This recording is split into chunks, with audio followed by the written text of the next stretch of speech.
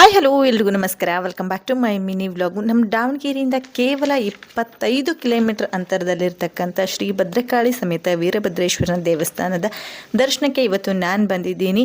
ಇದು ನಮ್ಮ ಇಡೀ ಕರ್ನಾಟಕದಲ್ಲೇ ತುಂಬಾ ಪ್ರಸಿದ್ಧಿ ಪಡೆದಿರತಕ್ಕಂಥ ದೇವಸ್ಥಾನ. ಇದರ ಪ್ರಮುಖ ಕಾರಣೀಕರ್ತರು ಬಂದ್ಬಿಟ್ಟು ಶ್ರೀ ಬೆನಕನಕೊಂಡಿ ವೀರಣ್ಣನವರು.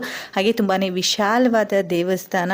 ಇಲ್ಲಿಯ ದೇವರ ದರ್ಶನ ಹಾಗೆ ಈ ದೇವಸ್ಥಾನದ ಪ್ರಕೃತಿ ವಿಸ್ಮಯಕ್ಕೆ ಪ್ರತಿಯೊಬ್ಬ ಮನುಷ್ಯನು ಮನಸ್ಸೋಲ್ದೆ ಇರೋದಕ್ಕೆ ಸಾಧ್ಯನೇ ಇಲ್ಲ. ಹಾಗೆ ಈ ಬಸವಣ್ಣನ ಕೊಂಬುಗಳ ಮೇಲೆ 2 ಬೆರಳುಗಳನ್ನ ಇಟ್ಟು ನಾವು ಒಂದು ಕಿಂಡಿಯಿಂದ ನೋಡಿದಾಗ ನಮಗೆ ವೀರಭದ್ರೇಶ್ವರನ ದರ್ಶನ ಕೂಡ ಆಗತ್ತೆ.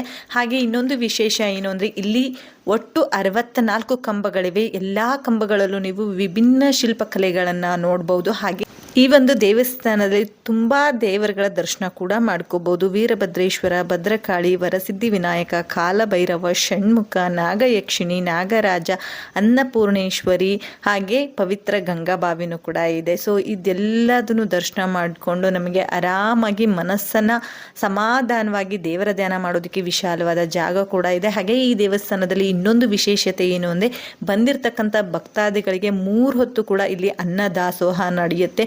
ಒಳ್ಳೆ ಶುಚಿಯಾಗಿ ಒಳ್ಳೆ ರುಚಿಯಾಗಿ ಆರೋಗ್ಯಕರವಾದಂಥ ಊಟ ನಮ್ಮೆಲ್ಲರಿಗೂ ಸಿಗುತ್ತೆ. ಈ ಮಾಹಿತಿ ನಿಮಗೆ ಇಷ್ಟ ಆಗಿದ್ರೆ ದಯವಿಟ್ಟು ಲೈಕ್ ಮಾಡಿ, ಫಾಲೋ ಮಾಡಿ. ಬಾಯ್.